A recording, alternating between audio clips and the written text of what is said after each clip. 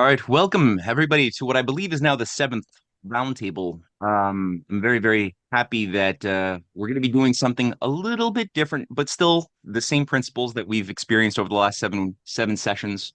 Um, Ed, John Hipsley, myself, we've been in communication for a number of weeks now, pertaining to an idea that I think has a lot of merit. Obviously, the sessions that we've had have been under the banner of something that is based upon the promotion of U.S.-Russian friendship and good relations, which is very important, obviously more important now than probably ever before. But obviously as well, it's not, there is a world chemistry at play. One can't really appreciate the peace between any two countries without understanding the world context, the role of China, the role of many other BRICS allied nations or nations of South America, of Africa. Everything is playing into the battle for tragedy or hope, whether humanity is actually fit to survive and is able to discover what was best about us, what made us good over the centuries and millennia, and recapture that essence as we navigate through the current storm, or whether we embrace folly, the dumbest expressions of humankind, which have resulted in dark ages, wars, the worst things we can map out. That is potentially also in our future, 21st century variety of that. So again, the world is very important. So today we're going to be introducing a new project. It's going to be sort of a sub-project of the Rising Tide Foundation in conjunction with the work that Ed has been doing for decades and decades. The Academy for International Cooperation. We're going to be creating a space in which possibly a curriculum can be formed, as well as these types of educational sessions, geopolitical sessions, policy papers, things like that. So today it's going to be the sort of introductory presentation.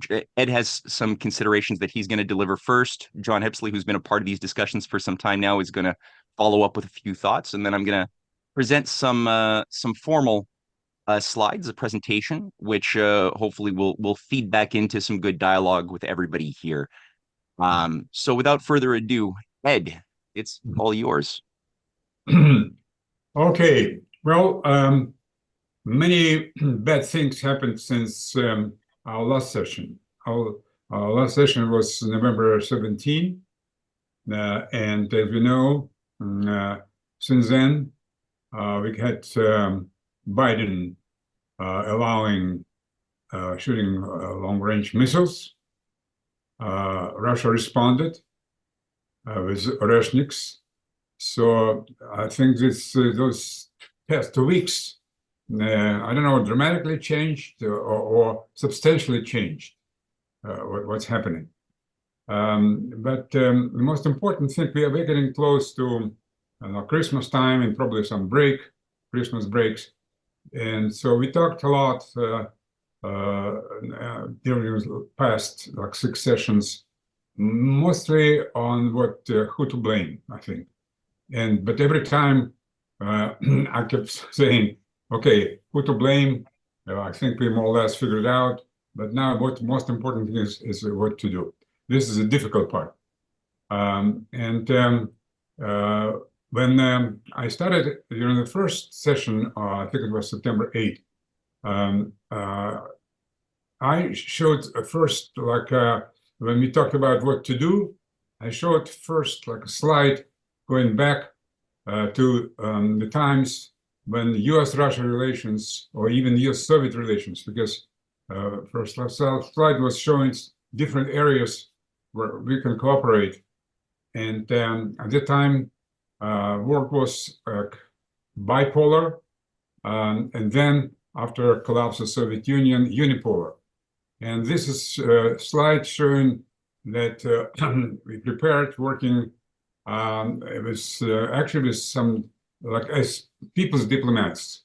We are not officials. We call ourselves people's diplomats. And this was, at the time, US world was unipolar. And of course, we concentrated on US-Russia relations and what are areas of cooperation that we can work together. You see here about 20 different areas. going all the way from space and agriculture, science, rule of law, innovations. It just everything. It's very difficult to add something to this. Anything that the world can help each other. At that time, we talked mainly about U.S. and Russia. And that's why our organization was called American University in Moscow. But now we're talking, it's with 2024, and more or less all of us agree, not everyone in Washington, but the rest of the world more or less agrees that the world is multipolar. Multipolar, and that already it's not just US, Russia. And we have to talk about really international dialogue, international cooperation. And that's why what Matt and Joe will talk about this sub-product Academy of International Cooperation. So it's now not just US and Russia. World is multipolar. Now when we started, we picked here one of those 20 areas. It's education and culture. This is what we were concentrating, did a lot of work in this area, of course. We can't do too much in space, except simply asking if cooperation space is good. But we did some substantial work in the area of education. And for those like 30 plus years, many, probably every top American university been linked with Russian universities. And there was a good exchange, had many good program, about 150 American professors from top American universities spoke to Russian students at top Russian universities. Moscow State University, National Research Nuclear University, sometimes others, university connected. That's pretty good. But now with this war is going on, not too many American professors want to or can. Some still are, but following example of Tucker Carlson, no way, of course, I want to compare us with Tucker Carlson, but when he was fired from Fox News, his audience hurried dramatically. And this more or less happened to American University because we had a class. Sometimes we had like 30, like 40 people, a little bit more. And now that no longer this class to class is possible, we actually had this simultaneous. At that time, internet was not, so Zoom still was in initial stages, but still we use Skype, some other technologies. So we had a real exchange between American and Russian students. But now we are now on Zoom, and we can invite anyone from any country. And I think I mentioned that as of today, we had about like 32 countries. Not everyone, of course, is signing up every time, but we had about like over 230 something people who registered, and from 32 countries. So, but maybe with this academy, we can expand and have some different ideas. And all of you are welcome, of course, to present your ideas. So let me just quickly a couple of things which came recently in terms of what to do. And if you can show next slide. Matt, can you show next slide? Frank, it's not cooperating. Here we are. Yes. This is very interesting. Those two gentlemen, they're in front of the map, and this is at Moscow State University, which is probably top university in Russia. Man on the left is no one else but president of Russian Academy of Science. He is Gennady Krasnikov. And on the right, also a member of the Academy, Gennady Osipov. And Gennady Osipov, this map I don't know how whether it's possible to maybe increase a little bit so people can see. Can we push plus or not? Or you? Oh, yeah, okay.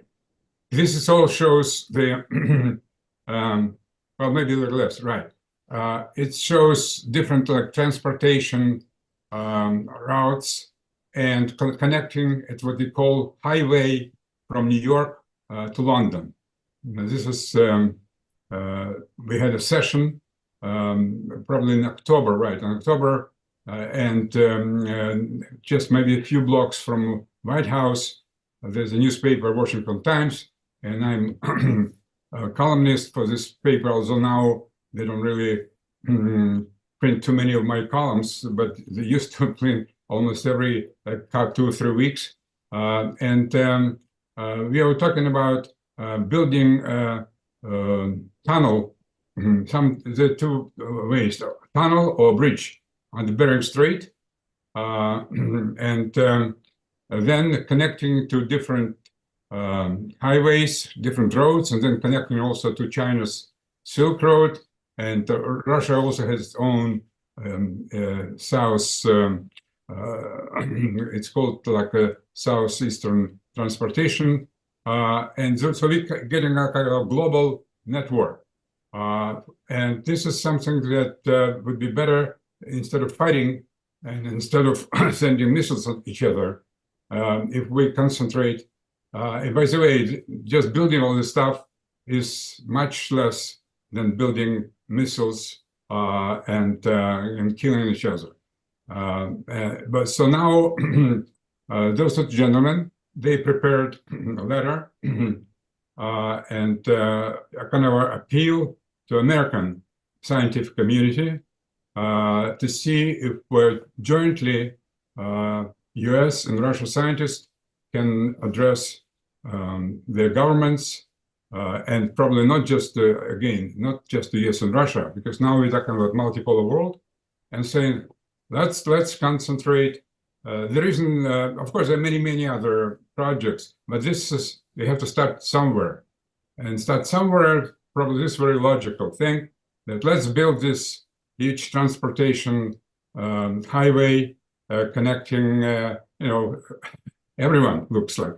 Maybe Australia is not connected to this, but definitely Global South and Europe and of course, the United States, Canada. And I know that Matt did a lot of work on this, and he had own maps. Maybe he will show from his side. And then another project, which actually I was involved also as a physicist, and this was like concentrating on thermonuclear fusion for peace, for energy, not for bombs. And this is a project which actually originated in Moscow, the Kurchatov Institute of Atomic Energy, when I had my PhD. And if we just join forces on building and achieving this success and thermonuclear fusion, then of course we no longer would need, it will be a green world.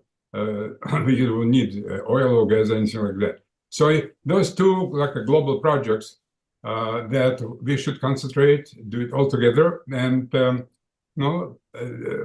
public has to join and tell them to stop this craziness. We are working every day. We're getting closer and closer to World War III. It's many people say it's inevitable. There's no way to stop it.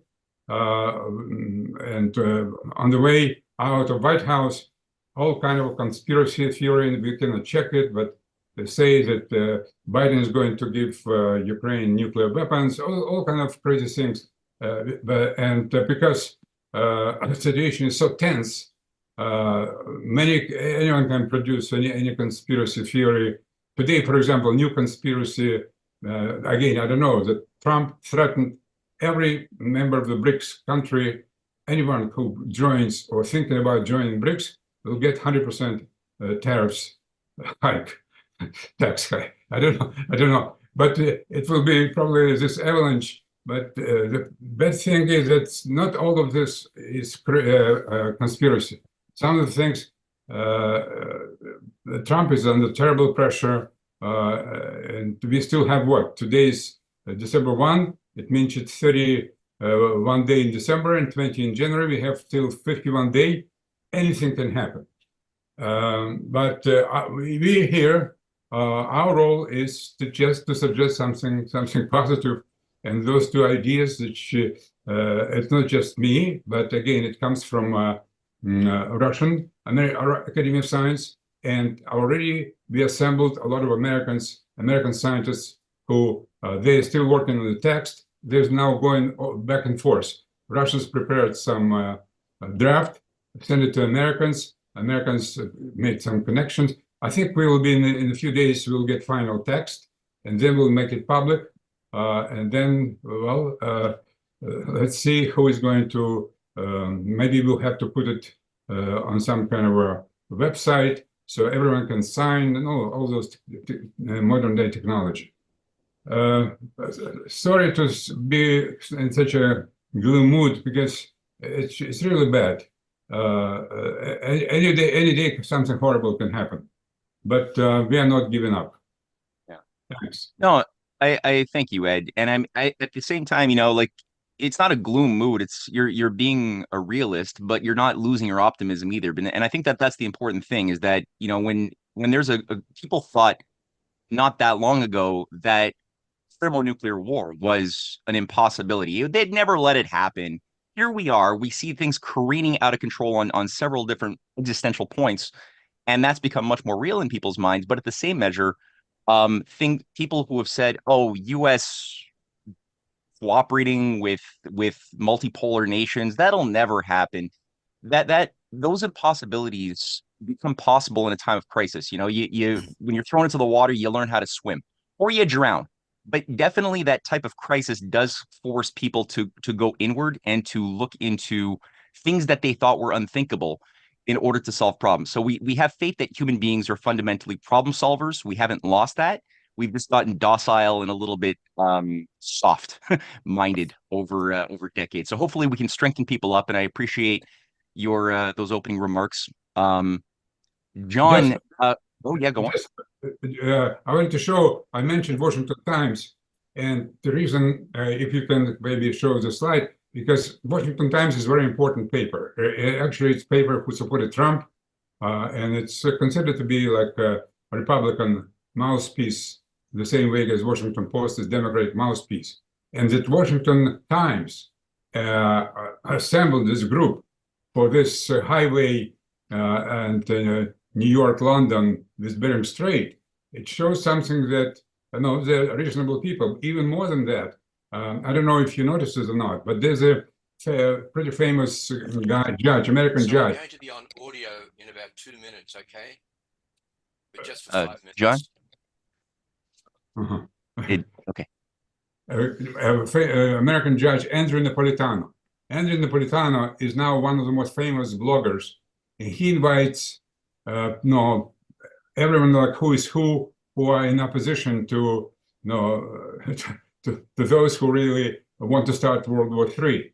And Andrew Napolitano wrote an article, and it was printed also in Washington Times, where he actually it was just devastating Biden administration and organizing coup in Ukraine 2014. I really urge you to take a look. Maybe I already sent the link of this article. But Andrew Napolitano, like a week or two ago, he wrote a very good article. And what I'm saying that having Washington, I don't want to say Washington Times is on our side 100%, but at least they allow things like this. Though at least we have some not only like social media, but we also have at least some mainstream media on our side. Okay. Is it possible to show this link? No? I don't have it. I don't know where that is. Sorry. Okay, I send it to you. Well, that's okay. No problem. And this letter that you've just mentioned, that is currently in circulation and it will be made public very shortly, is what you're saying, right? They're working like on the final touches because they just because Russians, I say, sending to Americans, so they making little changes. But many important people, both in Russia and, of course, I'm talking about scientific community. They will appeal and make this public probably in a few days. I, of course, immediately will tell her. Thank you. John, you've been part of these conversations for a bit. So John Hipsley is an educator, researcher, and he's been involved now with as I mentioned these discussions pertaining to the Academy for International Cooperation. He's got some good ideas. So John, you're more than welcome to share some thoughts. Good. Thank you, Matt. Thank you, Ed. Good morning, associates for the Academy of International Cooperation. I'm just going to take about 5-6 minutes to give a brief background about myself and just an introduction to the vision for the Academy. My background, I have a Bachelor of Laws and Commerce from the University of New South Wales in Australia, and I'm proceeding to a master's degree in contemporary diplomacy at the University of Malta. I was a practicing barrister at the Supreme Court of New South Wales, and I'm a former Judge's Associate to the chairman of the Australian Law Reform Commission at that time, the Honourable Mr. Justice Michael Kirby. He was subsequently a High Court Justice in Australia. In business, I've worked as a former consultant to Visa International, and I've been working in the smart card technology.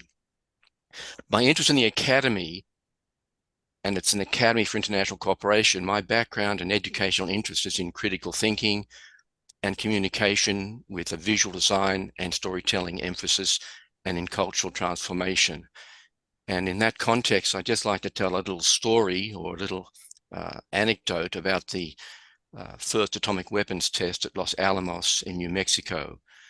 And at that time, the director, Oppenheimer, had 3 devices that were being tested, and he called that first device Trinity.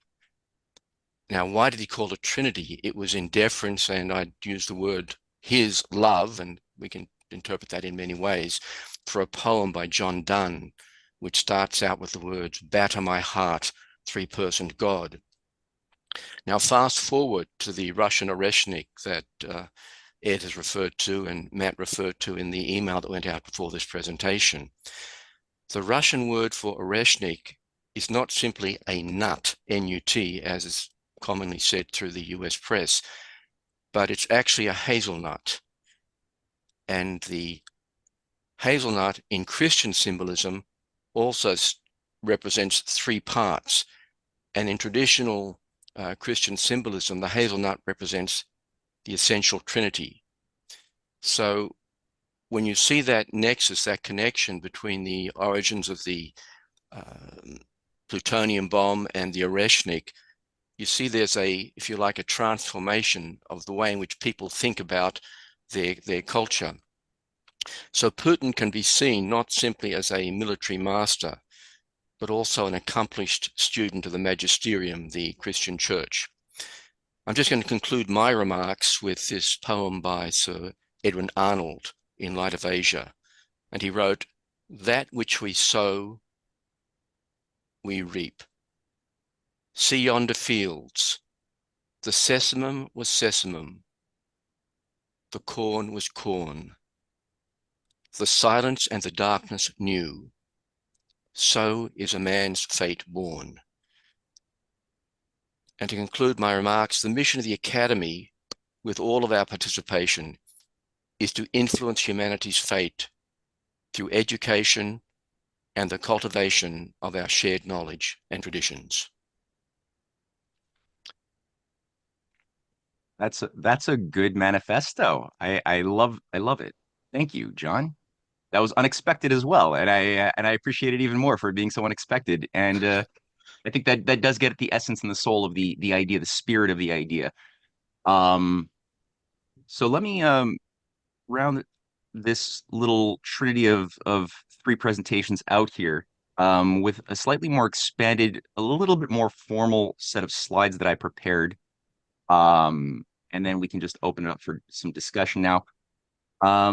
This is a little bit longer. I'm going to try to keep it within 30 minutes just to get the gist of it.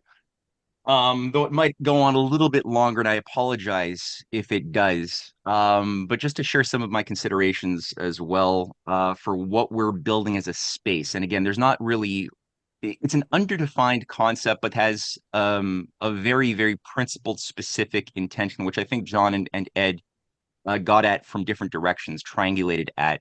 Um, but the space for teaching, because we definitely need to I think we've all recognized in the years that we've been grappling with higher concepts that are not necessarily in the norms of polite society, try to help people, regular citizens, grapple with higher ideas, that it's not a matter of information. You can give somebody as much information and slap them in the face with information, and if their hearts are not tuned to it, if their hunger and thirst for water is not tuned, they won't take the water. You could, old adage, bring the horse to water, but you can't force it to drink. It's the same thing for information. Even though this might save their lives, if they don't have an awakened hunger for discovery on their own subjective terms, it won't have that transformative quality that true knowledge must have. Knowledge is not about information in that sense. It's about transforming ignorance into knowledge with a power to act in some way which is good. That's my definition, at least, and that's following the thinking of people like Saint Augustine, Plato, and others. That I think is a much more satisfying definition of what real knowledge is, as a power of transforming towards the good. So I chose to label my little formal presentation "Constructive Thinking in Times of Crisis: Guidelines for an Educational Program for Citizens and Policymakers." And there's a little logo here that we've designed. One of my talented graphic design contacts was so inspired that he produced this little image that will be used increasingly. Now, again, as Ed mentioned, his graphic originally was published in a document over 20 years ago that he and some colleagues began circulating with a lot of support from high-level officials in the scientific and political community in both the USA and in Russia, called it A New Time, A New Beginning. And we made a recent documentary called The Other America that people could watch. Actually, I'll put it in the description box of this video if people have not watched that 35-minute documentary. Ed, myself, and Jason Dahl made it. It's a very good story of the battle to create a positive paradigm of win-win cooperation after the Soviet Union melted down, and how that was sabotaged. So that is a document people can read online. It's a very, very positive document. And I think it gives us again, a guideline for some of the things to do. Now, we know that here, actually, I'll start with this image here. The best way to predict the future is to create it. Abraham Lincoln. I've referred in my remarks, and Ed has written about this a lot, that if we don't ourselves find what was great within our deep traditions and recover those things, we won't be able to properly have the insight to negotiate with nations that are trying to authentically survive the current storm. So we have to really go inward, and that involves some questioning of revisionist historical narratives that have been keeping us from appreciating the battle lines, especially within the USA, but I would say all Western nations have a tradition against imperialism, for a view of mankind as a species that is made in the image of the creator, as Abraham Lincoln did believe when he understood the founding documents not to be something that justified a Pax Americana or the imposition of might makes right, but rather the something that was much more in alignment with the John Winthrop idea of a city on a hill. That if these truths are true, that all human beings are endowed with inalienable rights, and that the institution of the nation state is based upon the idea of protecting the general welfare as well as individual freedom, not just for hereditary elite, but for all people, then that means the entire way, the paradigm of organizing human relations, both domestically and foreign policy, have to be reconceptualized around a higher truth. And so this idea of the best way to predict the future is to create it, I found a beautiful idea. And I didn't know about this because I read Lincoln. I knew about this because I read a speech by the former ambassador of China to Washington. I'm forgetting his name now, who cited this speech as he was trying to get his American counterparts to start thinking like Lincoln. And I would also say that for all of the problems that Trump has, both as a person with a lot of blind spots that I find jarring, as well as the vipers surrounding him, despite all of that, I will say that it's the first time in many, many years that I see a reference to Lincoln, McKinley, and the better Republican traditions that existed before the Straussian neoconservative takeover infiltrated and took over that Republican Party. So that's a point of interest for me. Now, another way of predicting the future by creating it, very, very bad actors also think like this, but their future that they want to create is a dystopic hellscape. So it has justified the creation of certain policies that involve what you see here on the screen, which is essentially the US and NATO military encirclement of both Russia, China, and North Korea and Iran. That is known as full spectrum dominance. In green are all the NATO bases that have been expanding from 15 to 31 countries now in the past 23 years or 24 years, with missiles increasingly long range being pointed to try to take out any ability for Russia or China to respond in retaliation to an attack. 158,000 US troops and advanced systems have been stationed and are planned to be increased on China's perimeter. Also, India has been increasingly targeted on this. And a discussion of long-range missiles in Canada is also part of the package. Justin Trudeau has given his approval to installing long-range missiles in the Canadian Arctic as well as part of a program of attack against Russia. So this is one potential future that is being created. Again, dystopic hellscape, but our position is to look for much better futures. So what are some of those futures that Abraham Lincoln was bringing about? In the midst of a civil war that was existential, that nearly saw the Union ripped into shreds, Lincoln still found it wise to initiate something known as the Transcontinental Railway, a vast industrial program that increased powers of productivity, that increased the connectivity within the nation for the first time, the first nation connected continentally, that was no longer dependent upon British dominated maritime sea routes that kept Britain as the hegemon of the world for centuries, was the dependence of everybody upon shipping lanes that could be controlled through choke points. So this was one thing that was begun. It was finished in 1869, but begun in 1863.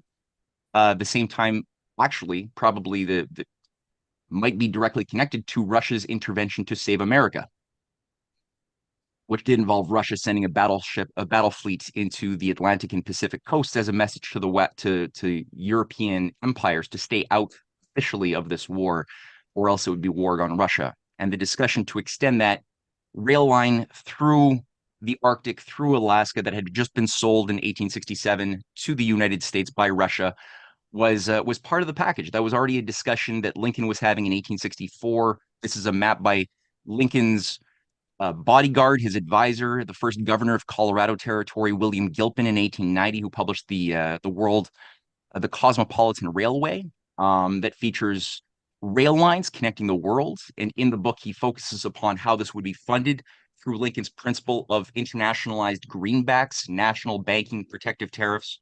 He cites Alexander Hamilton as well in his 1890 report that circulated internationally. And you had colleagues in Russia around Sergei Witte, who were also the transport minister and first prime minister, also fighting to implement this on their side through the Trans-Siberian Railway, that the idea was always to connect that through the Arctic and usher in a new age of peaceful collaboration, not might makes right. So that's an important part of our heritage, which I do think has implication, as we saw Ed showcase that map, which is very much studied and being implemented already in Eurasia.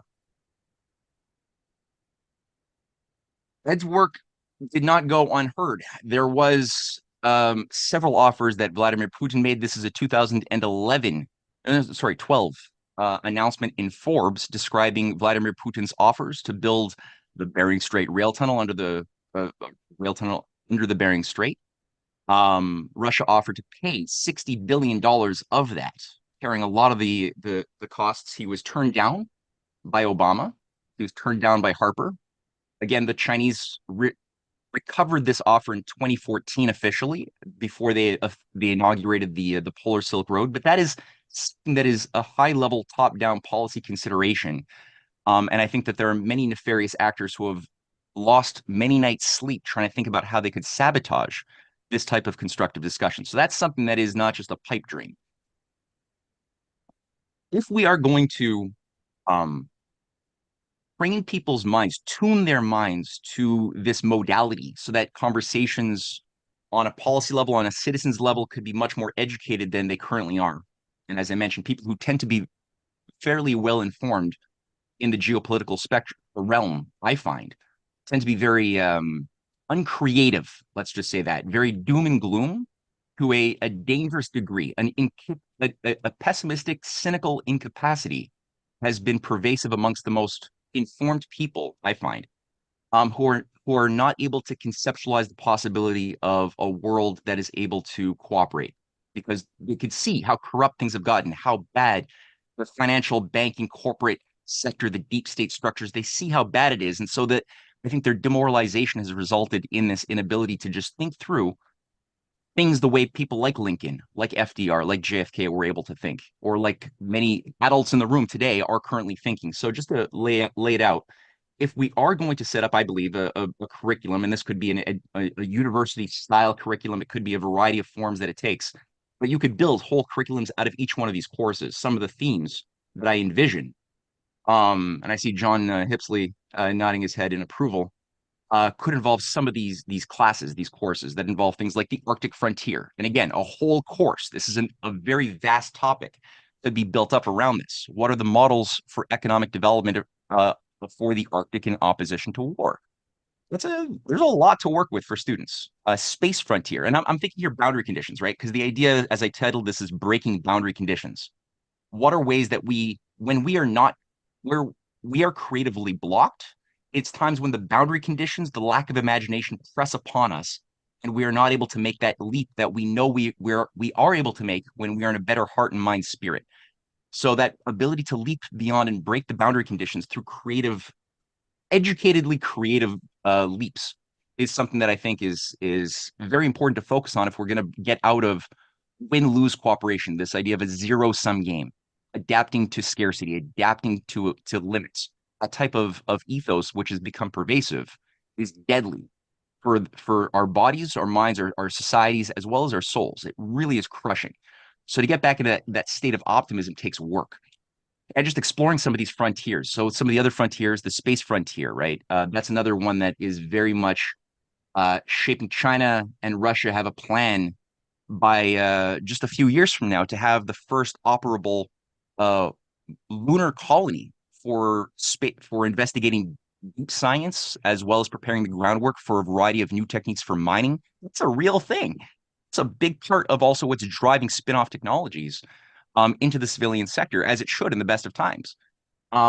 There's teaching going on a weekly basis. You have Chinese astronauts. I've been watching these things on CGTN teaching like millions, 90 million students in elementary and high schools tune in to these astronauts in the Chinese space station, giving experiments on what does fire do in space. They're making it exciting for kids. It's not something. Space is not this place where you go to get killed by aliens the way it's become in Western thinking, especially amongst young people who are only shaped by Hollywood movies. So it's a different paradigm there.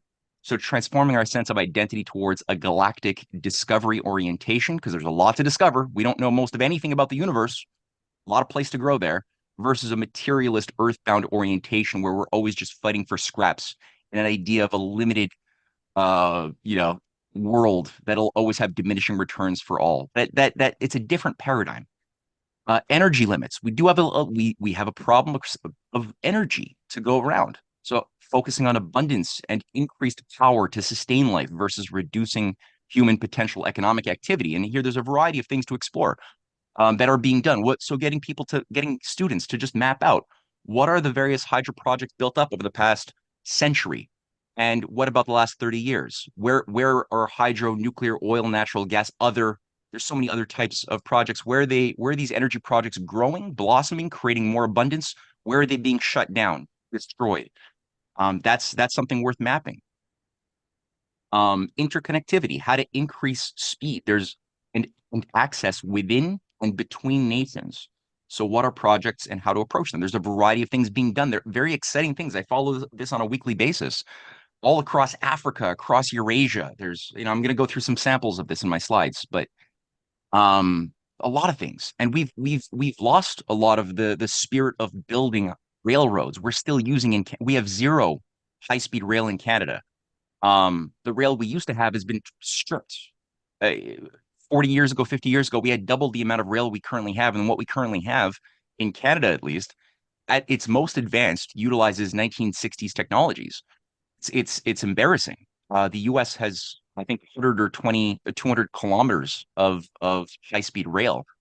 We're going to see how embarrassing that is when contrasted to countries that many Americans think of as backwater. Actually have a lot more than we do.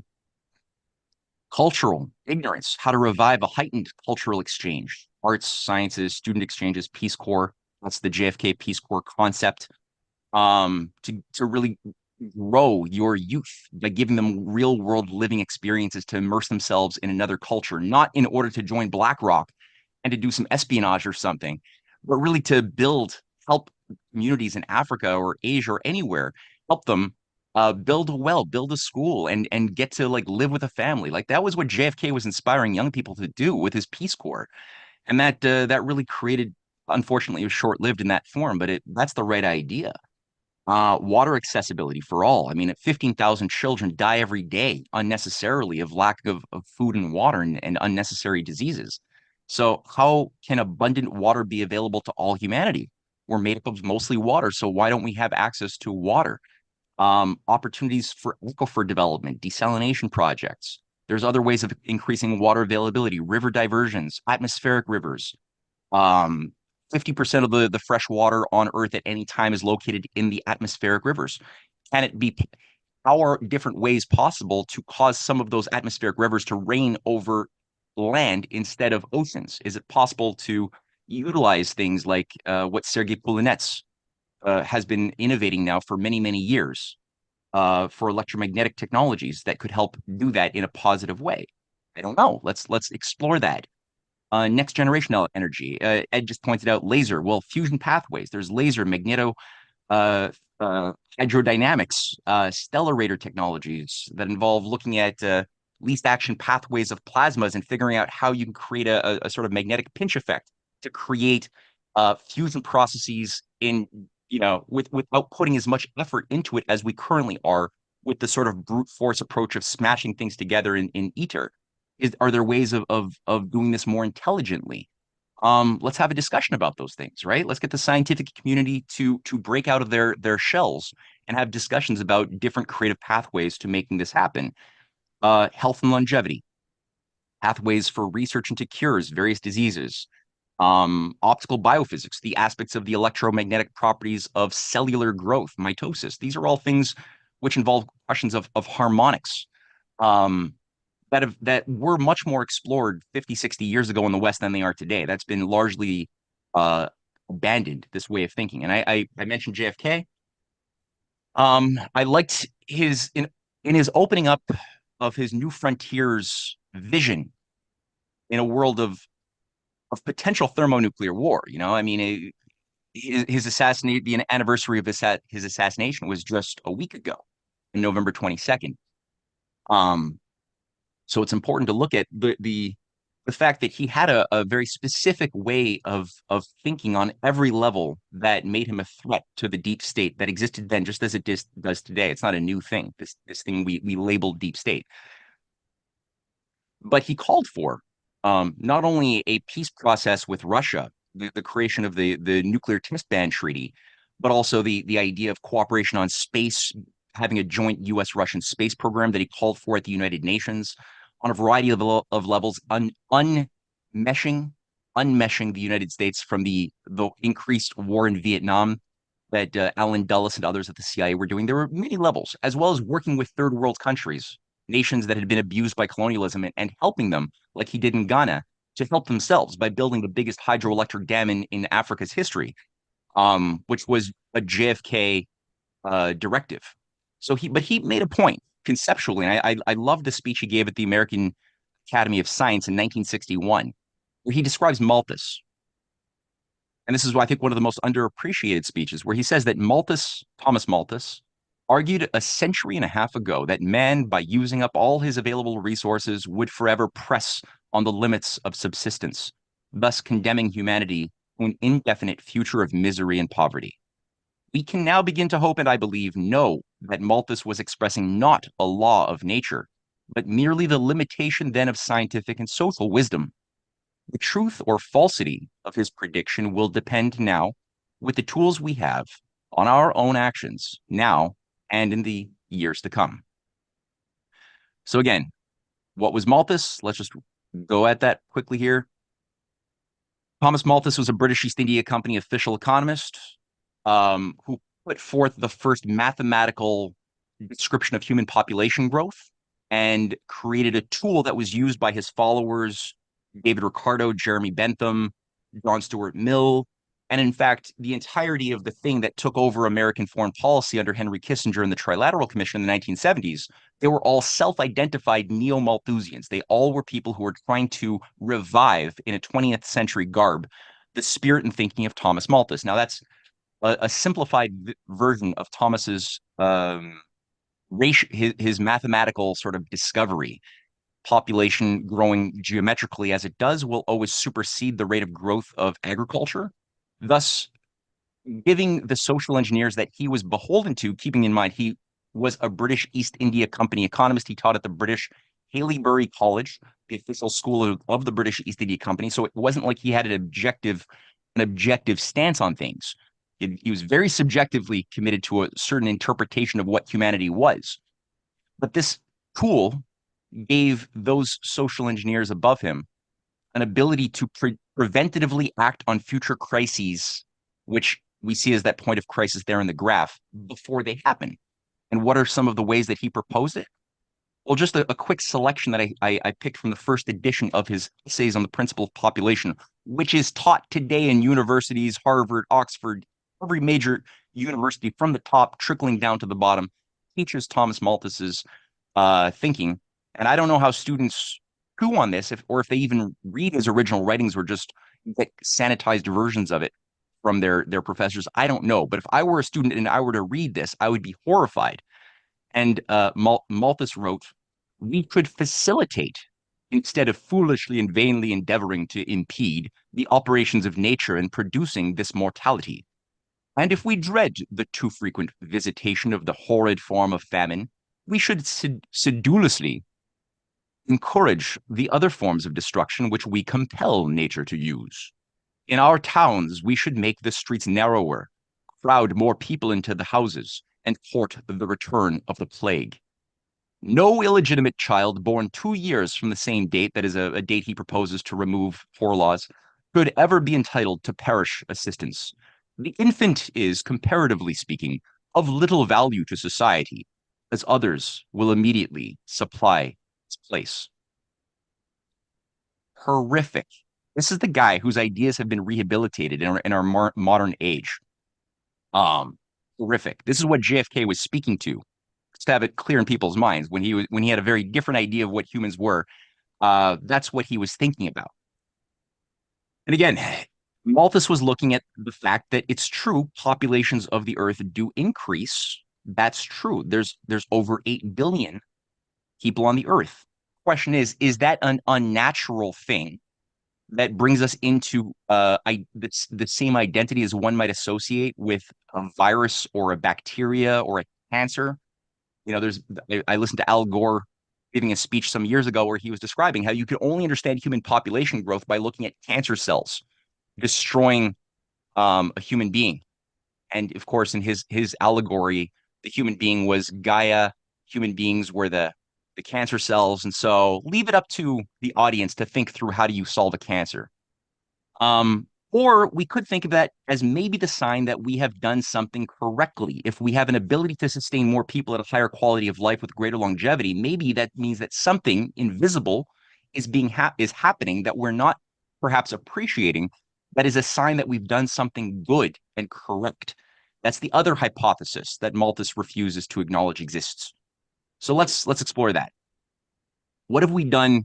I mentioned the Trilateral Commission in the 1970s with Henry Kissinger, David Rockefeller, and Zbigniew Brzezinski and company, that took over redefined the identity of what America was, both domestically and foreign policy wise. What did these neo-Malthusians do?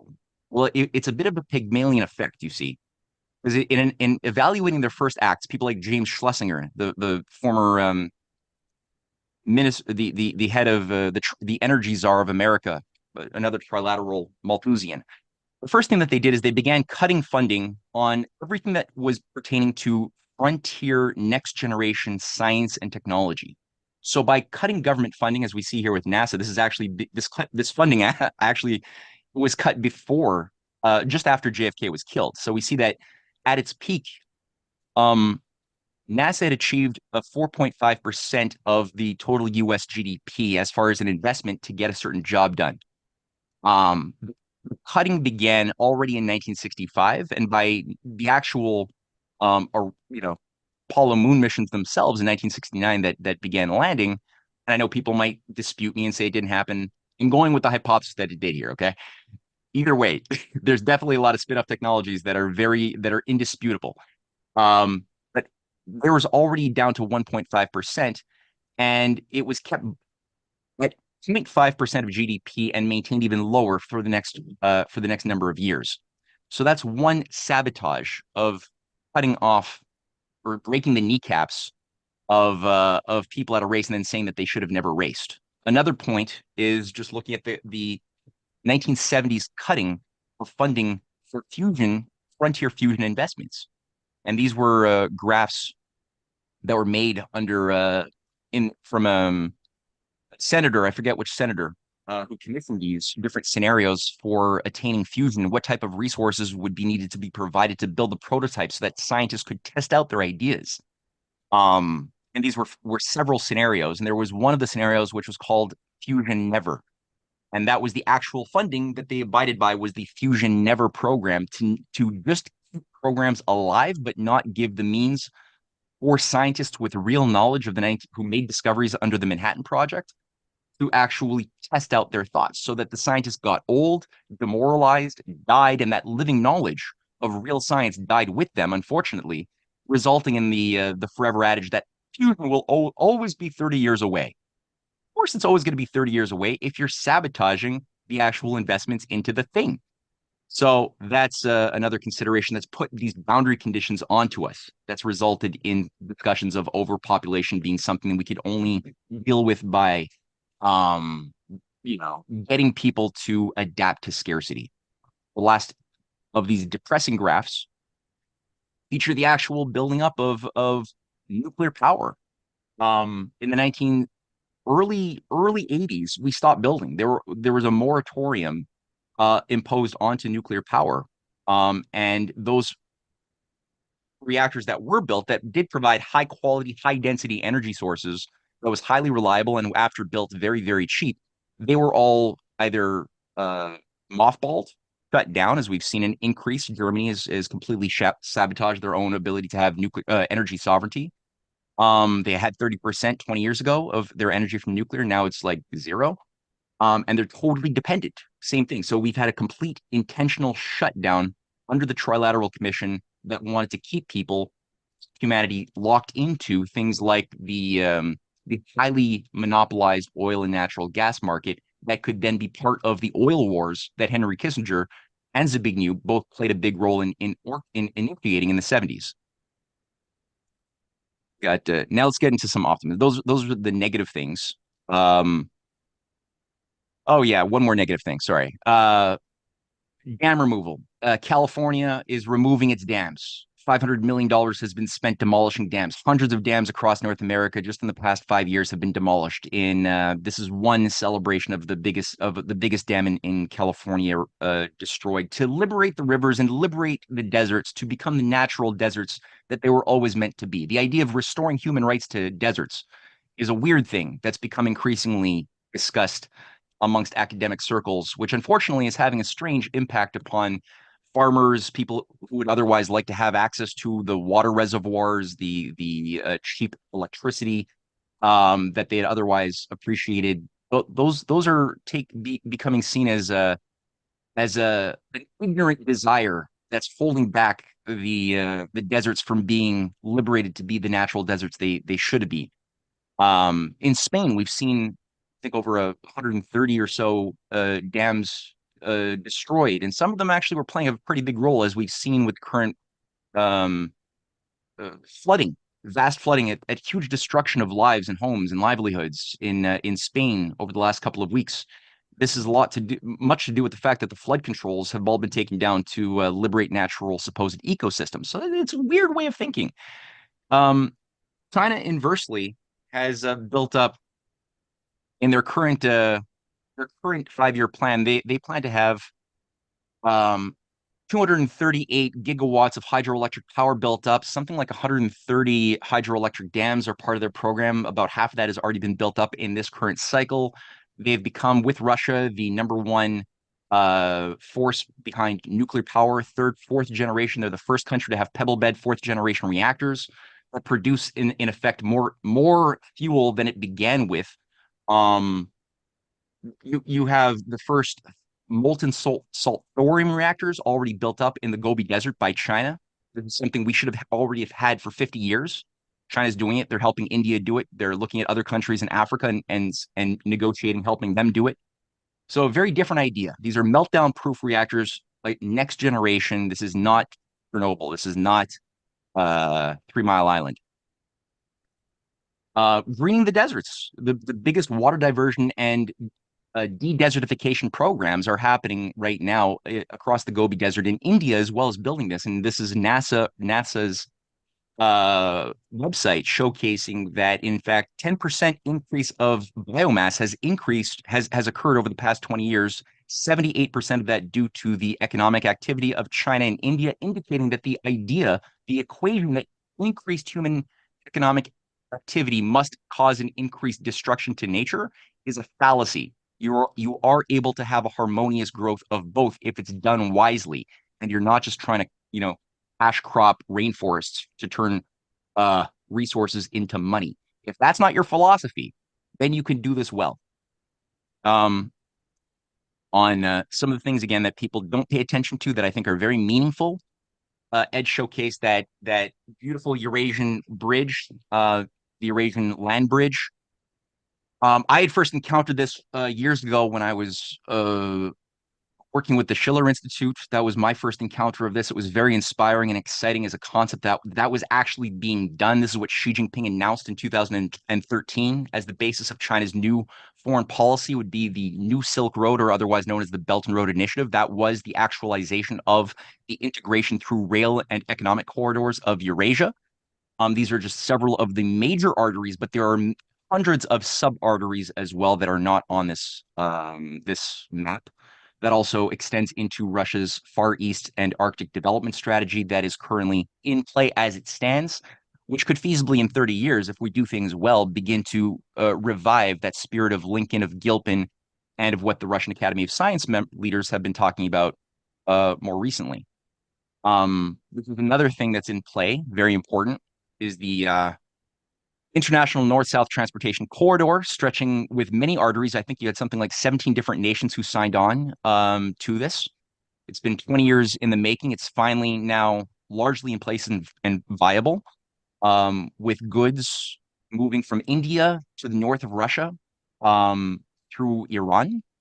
It's a multimodal system that involves ports on the Caspian Sea, as well as different subroutes that are designed to go around the Caspian Sea in both directions, including Armenia, Azerbaijan, Georgia, which I think is a big reason why there's so much emphasis right now to light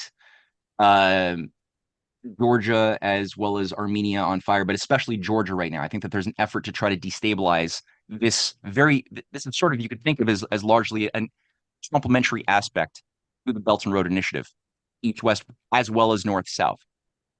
I alluded to some of the incredible feats of accomplishments on the frontiers of high-speed railway. This is a graph just between 2008, where China was at on high-speed rail.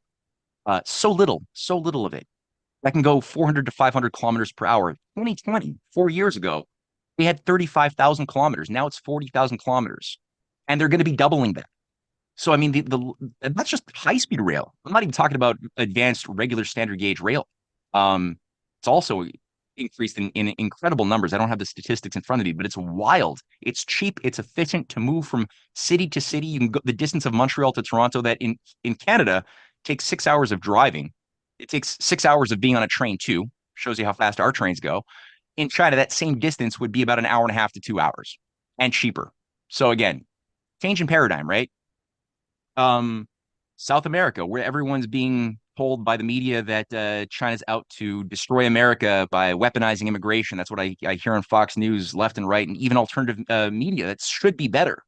And what you are seeing is the first rail integration that's just been announced, $3.5 billion invested by China to build rail that's built, it's done between Brazil and Peru through Bolivia. This is a huge economic boom to these countries to stand on their own 2 feet and to build a full spectrum economic base for their own existence so that they could actually say no to the pressures of international cabals. This is a very important thing. And there's 40 ports that China has helped build up in the past 10 years alone, all across South America, as well as Central America. The U.S. has 78 military bases spread out across South America. China has zero. It's a very different philosophy. Africa, under colonial controls, Africa has never been allowed to have any integrated rail. All of the rail that's been built up by the colonial powers has always been by design mixed gauge so that nothing could ever connect to another country by design. Nothing could benefit the people living in these countries by design. That's a picture of Cecil Rhodes there on the left. China, different idea. They've come in endorsing the African Union Agenda 2063 with 9 different rail corridors, north, south, east, west, with the most viable one that's currently moving forward from Tanzania onward to the Congo, as well as the one from Djibouti to Addis Ababa in Ethiopia, which is now a member of the BRICS, all the way up through Chad, Niger, Mali, and on towards Dakar. So, I mean, this is something real. Saudi Arabia, part of it, they've been holding back on officially joining the BRICS, but they've been definitely leaning east, as well as the UAE, which has joined the BRICS, are in construction final stages of the Trans-Arabian high-speed rail corridor. This could easily link up, if the world is not lit on fire, into Ethiopia via Yemen through a 28-kilometer gap at the Bab el-Mandeb Strait. A huge renaissance of rail and cooperation is already happening. Like people, this is being left out of our media. You'd have to go to CGTN or Russian media to be able to even know that this is happening. And finally, last image here, Polar Silk Road announced 2018 January. This is something that is a Arctic extension of the Silk Road, which is very harmonious. That's a sea-based, according to current, there's no World War III. The idea is to have a 5-fold increase in Arctic shipping across the north of Russia. China has built its fleet up. It's building a nuclear icebreaker fleet. Russia has 40, China has 3, Canada has 0. So just to showcase the different philosophy, that would cut off 10 days of transit between goods between Europe and China. That also involves an overland component too, but that's serious. And so I think that Xi Jinping said it very well in a recent speech outlining the tasks for this new paradigm that I think echo the 4 freedoms of Franklin Roosevelt. As far as the spirit of thinking about a trans-Malthusian geopolitical way of thinking. It's a way of thinking he did well. This is a couple of years ago he gave this, but he mentioned 3 tasks: economic justice, a new paradigm, and empowering the weak. And he says, and I'll just quote him, it's so important because people don't listen to Xi Jinping enough, I find. He says, on the first task, we need, he says, to shift the driving forces and the growth models of the global economy and improve its structure so as to set a course for long-term, sound, and steady development of the world economy. Second task, on multipolarity versus this closed system unipolarity idea of trying to homogenize the world. He says, difference in itself is no cause for alarm. What does bring alarm is arrogance, prejudice, and hatred. It is the attempt to impose hierarchy on human civilization or to force one's own history, culture, and social system onto others. The right choice is for countries to pursue peaceful coexistence based on mutual respect and only finding common ground while shelving differences and to promote exchanges and mutual learning. This is the way to add impetus to the progress of human civilization. And finally, the third task, empowering the weak. The international community should keep its eyes on the long run, honor its commitments to provide necessary support to developing countries, and safeguard their legitimate development interests. So I thought that was a nice, eloquent way to round out the general gist I'm trying to communicate here. So that was the end of my slightly expanded formal remarks, and I do apologize if it went on a bit longer than expected, but that's what I had to contribute to this. So with that, we could maybe open up for a bit of free flow dialogue if we'd like for a bit, and then close it out for today. So Bruce, I noticed, has some comments. I'll open up for before I go to Bruce. Ed, John, you guys have any final thoughts before we go to the audience? No, maybe I just put in the chat those links I mentioned. Two articles, Washington Times, article about highway New York, London. And again, it's important that the conference took place like a few blocks from the White House. This is recently, it was just probably in October.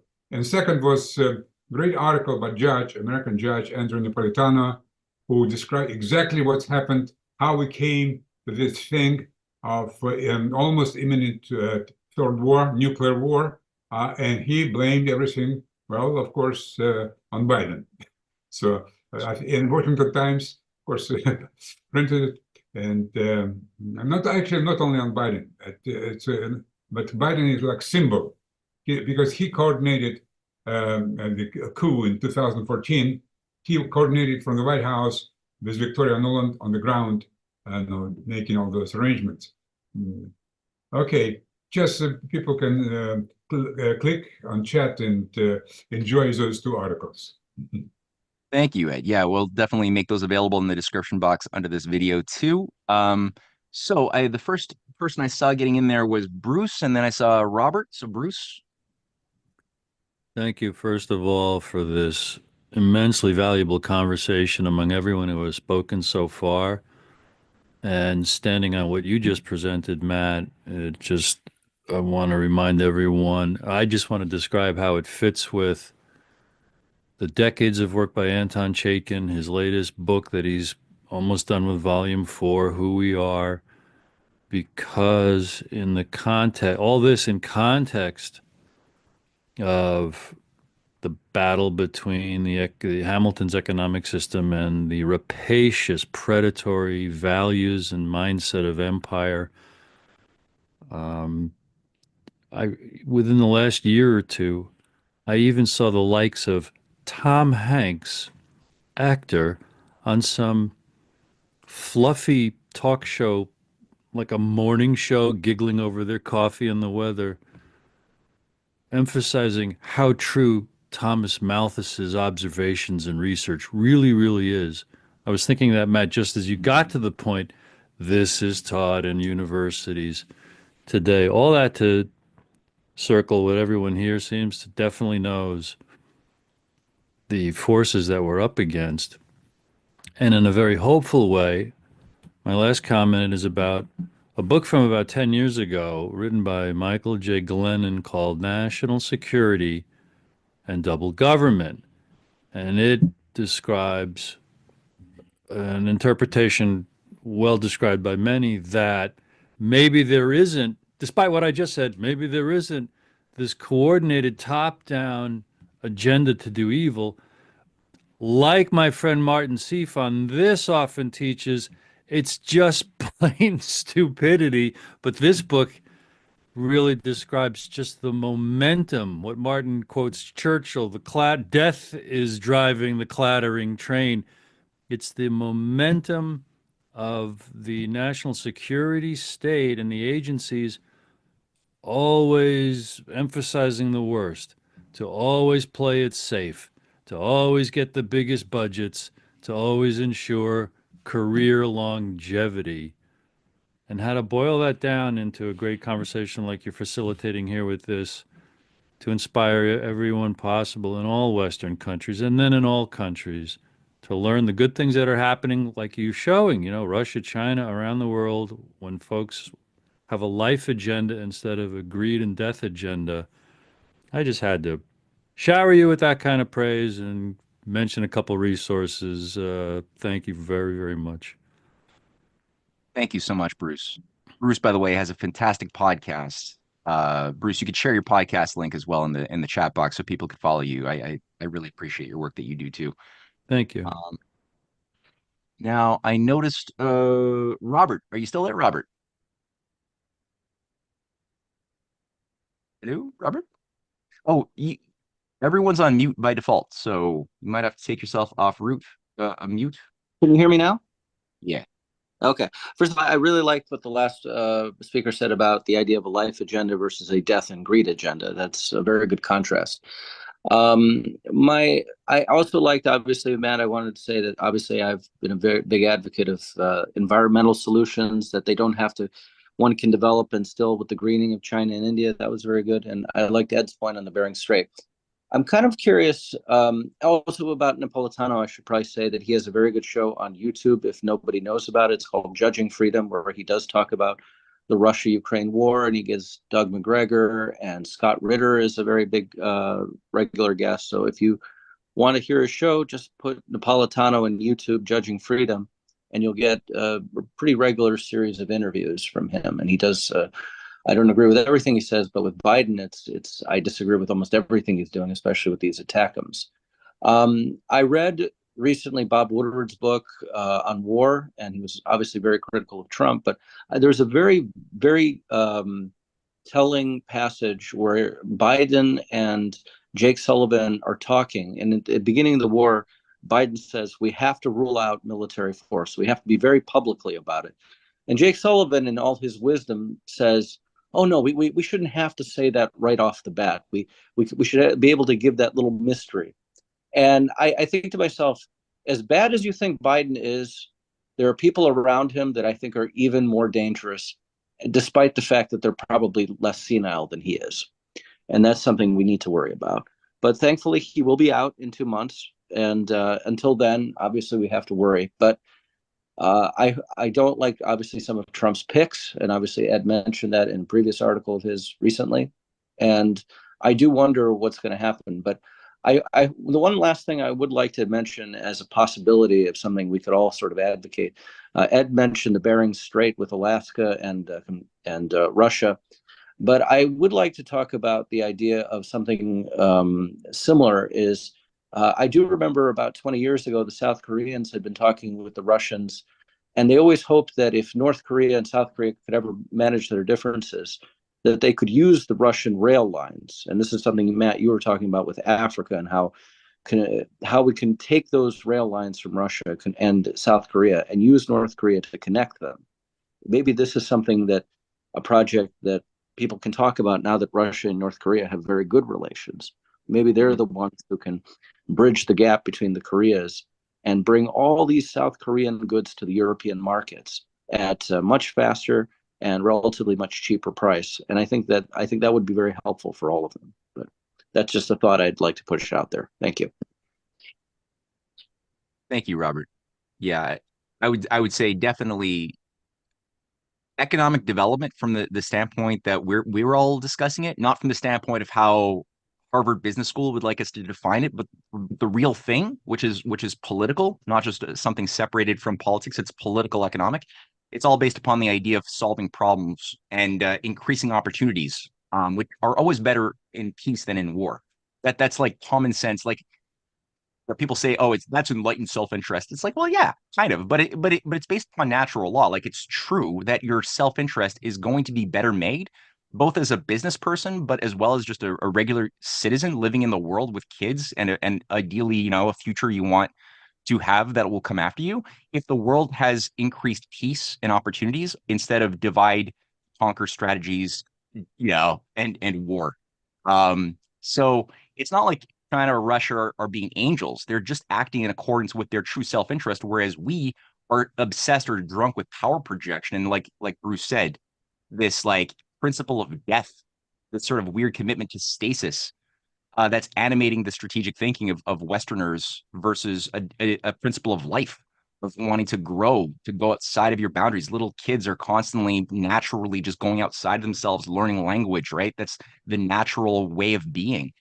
And we had that sort of educated out of us through a variety of techniques. So we got to really get that back. But I like what you said. And Ed and John, I don't know if you guys have any thoughts you'd like to toss back there towards Robert.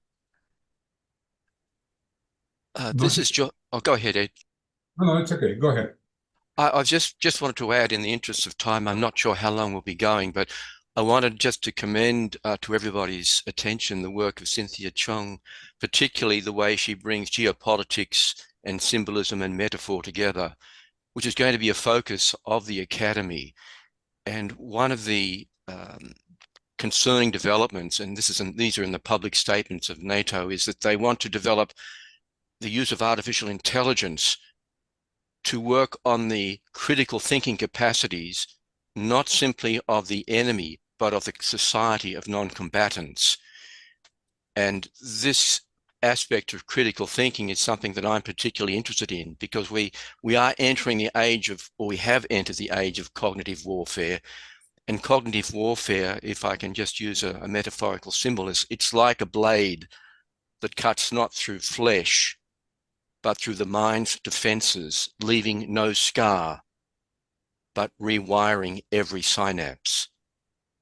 And in the age of cognitive warfare, the strongest shield is not forged of steel, but of symbols protecting not the body, but the boundaries of thought itself. Who wrote that? Well, I'll take some credit for writing it. Well said. It's good. Yeah. I only thing I wanted to add is that the name Academy of International Development, I think at this point is better than the American University in Moscow. For me, like, of course, it's painful to admit it because it's my child. American University in Moscow, my child, and like 35 years, I was trying to link two countries, build bridges between Russia and America. But this was time we have to, since we're talking about multipolar war, for some people, word America doesn't sound very good, for some Russia. So maybe let's have this child, Academy for International Development, which is for everyone, including, of course, America and Russia, but the rest of mankind. So maybe this is our child, and I'm happy that, Matt and John agreed that we should simply promote this name.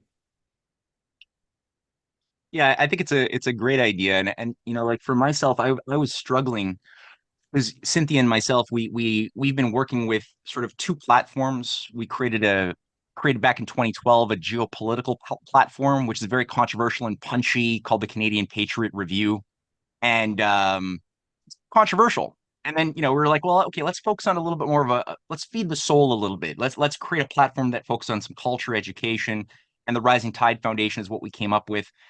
But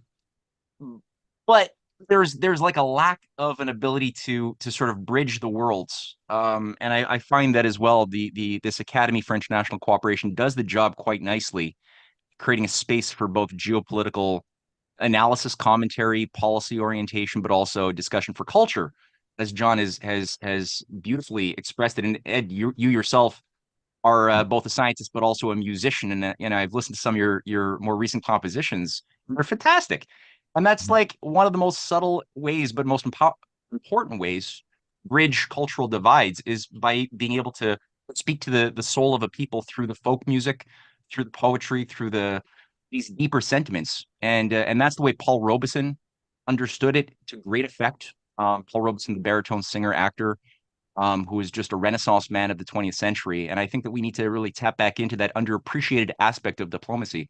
So, yeah, I think this academy is going to be a fun experiment.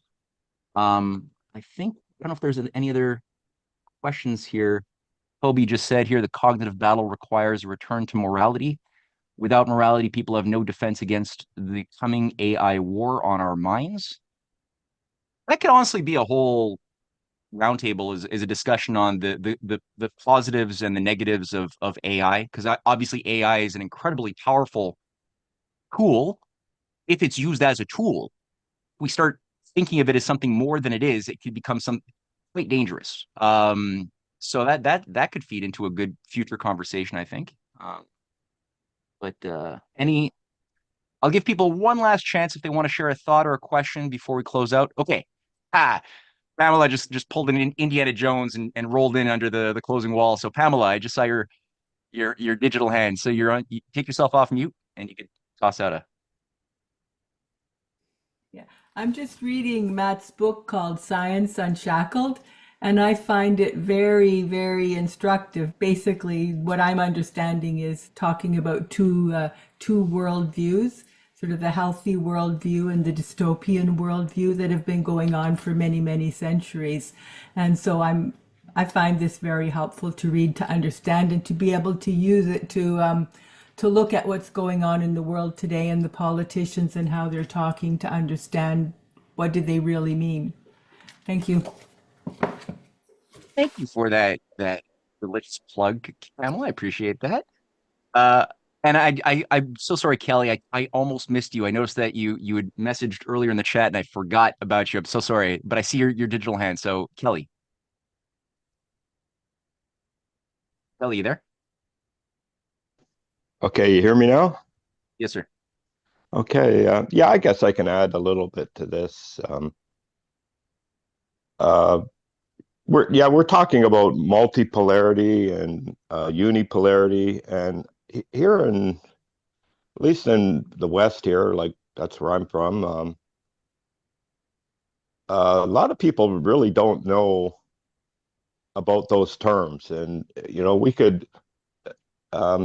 we need to like educate more people about like the differences between those terms. One of the ways, like we have universities, colleges here in Canada, and a lot of the students, they come from other parts of the world, like, maybe, 40, 60% of them.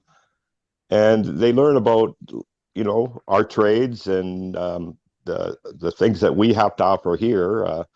A lot of it is like finance, social issues, stuff like that.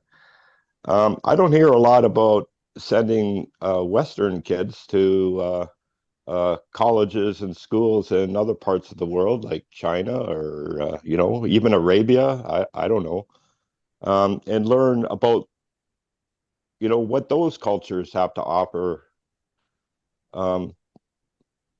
Our system of living, and and they can they would learn stuff and come back, and they so those future kids, when they grow up, they can teach us about other parts of the world. Like in China and Russia, they're really big on technology, where so many kids around here, they don't even have an interest in it. And I think that's a big part of the problem as well. Absolutely. 100%. Yeah. We've been number one. We're number one. Why do we have to mess around looking at other cultures when we're number one? Doesn't everybody want to be like us? Why lower us? Yeah, that is an obsolete, really arrogant way of thinking, which we have to get off of. So couldn't agree with you more there, Kelly. And I think JFK and his spirit of the Peace Corps definitely was in harmony with the sentiments you just expressed there too. So yeah, absolutely. Well, guys, Ed, John, any last remarks before we close it out for today's session? No, I think it was very, very intellectual discussion, I think. Yeah. And Matt, thank you so much. I wish you could probably, because I'm going to, next week, I was invited to speak at the Eurasian Economic Forum in United Arab Emirates. And they wanted to talk about this idea of what we do, and see if they also want to be like jump in. And I wonder if you can, because they give me only like probably 10 minutes, whatever. So, I want also, of course, to promote this thing about Russian American scientists. So if you can squeeze your 30 minutes presentation in, let's say 7 minutes, I'll give you 7 minutes. 7 Wow, minutes. yeah. Yeah, I'll cut the fat. Sure, yeah, we definitely. Yeah, cut me. And then see, because they really Eurasia, it's pretty big. They expect about 1,000 people. Most of them will be present in Dubai. Not Dubai, actually, it's next to one of the Emirates. Many people will be online, but it will be great for them to hear your presentation. I'd be honored. Yeah, absolutely. Thank you. All right. Well, that was fun.